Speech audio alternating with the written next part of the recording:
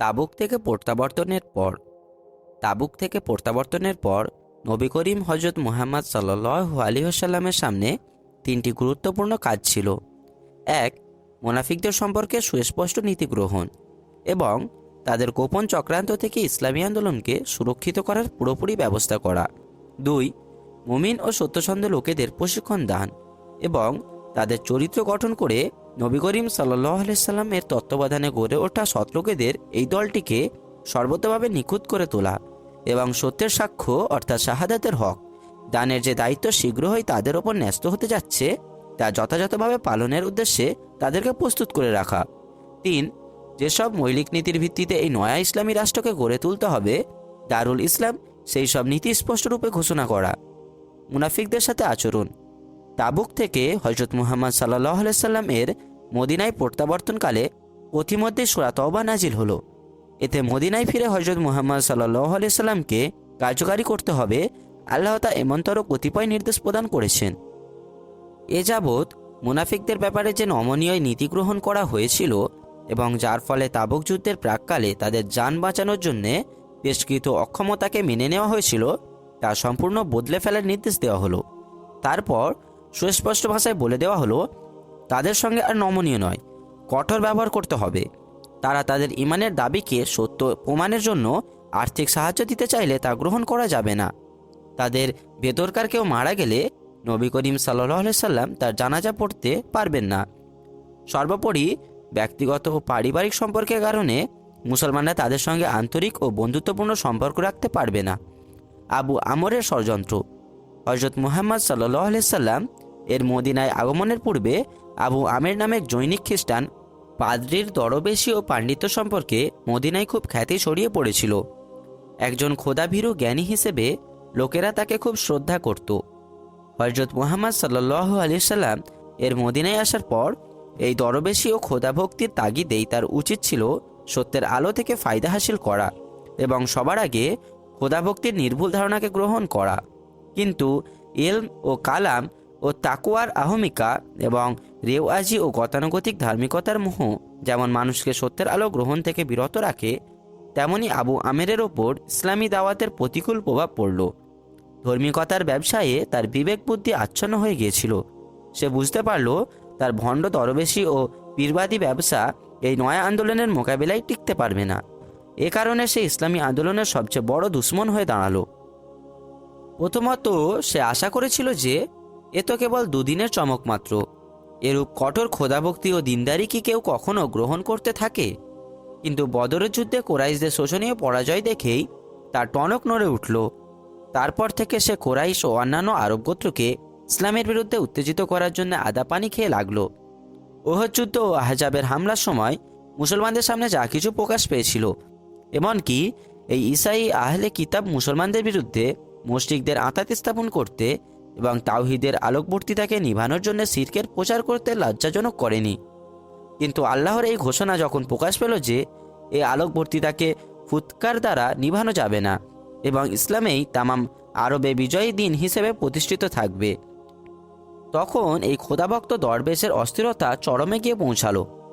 এরপর অল্প দিনের মধ্যেই সে বিদেশে গিয়ে বিপদ সংকেত বাজানো এবং এই ক্রমবর্ধমান সাইলাবকে প্রতিরোধ করার নিমিত্ত কায়সারকে উদ্বুদ্ধ করার জন্য রোম সফরে গেল। চক্রান্তের মসজিদ। আবু আমেরের এই সব চক্রান্তে মদিনায় মুনাফিকরা তার অত্যন্ত ঘনিষ্ঠ সহযোগী ছিল।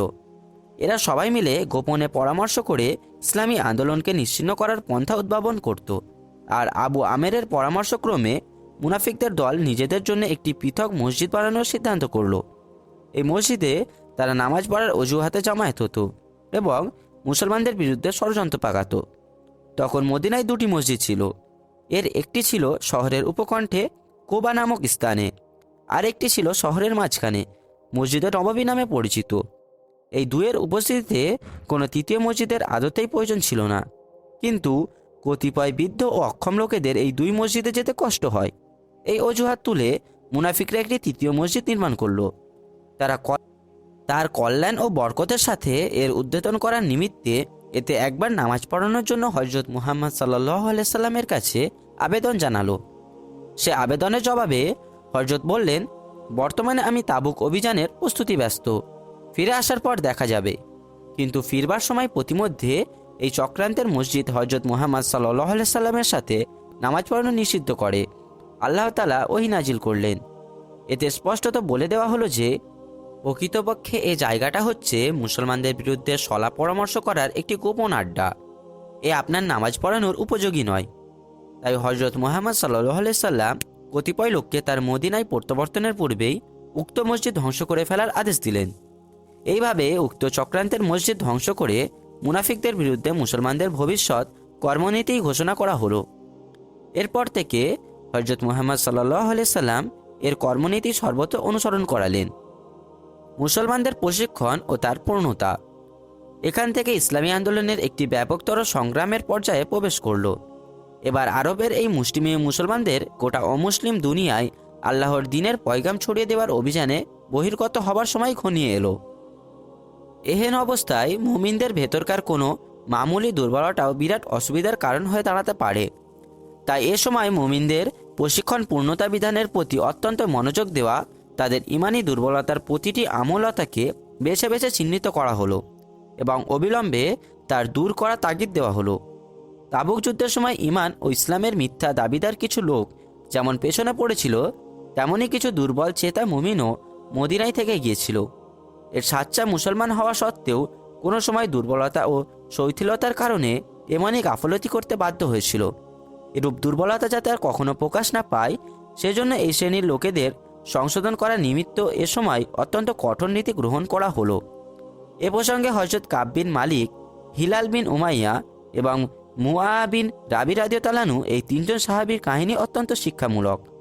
তখন মুসলমানদের কী ধরনের প্রশিক্ষণ প্রদান করা হচ্ছিল, এই কাহিনী আলোকে তা অত্যন্ত সুন্দরভাবে আন্দাজ করা যায়। এই সাহাবীত্রয় নিঃসন্দেহে সাচ্চা মুমিন ছিলেন এবং এর আগে তাদের ঈমান আন্তরিকতা প্রসঙ্গে প্রমাণিত হয়েছিল। তবু নিছক শৈথিল্যের দারুণ তারা তাবুক অভিযানের সময় হজরত মুহাম্মদ সাল্লাল্লাহু আলাইহি সাল্লামের সহযাত্রী হতে পারেনি। এজন্য তাদেরকে অত্যন্ত কঠোরভাবে পাকড়াও করা হলো। নবী করিম সাল্লাল্লাহু আলাইহি সাল্লাম তাবুক থেকে ফিরে এসে তাদের সঙ্গে কোনোরূপ সালাম কালাম না করার জন্যে মুসলমানদেরকে নির্দেশ দিলেন। 40 দিন পর তাদের স্ত্রীদের আলাদা থাকার নির্দেশ দেওয়া হলো। অতঃপর 50 দিনের পর আল্লাহ তাআলা তাদের তওবা কবুল করলেন এবং তাদেরকে ক্ষমা করার হুকুম দিলেন। এর ভিতর হযরত কাব বিন মালিকের কাহিনীটি সর্বাধিক শিক্ষামূলক বিধায়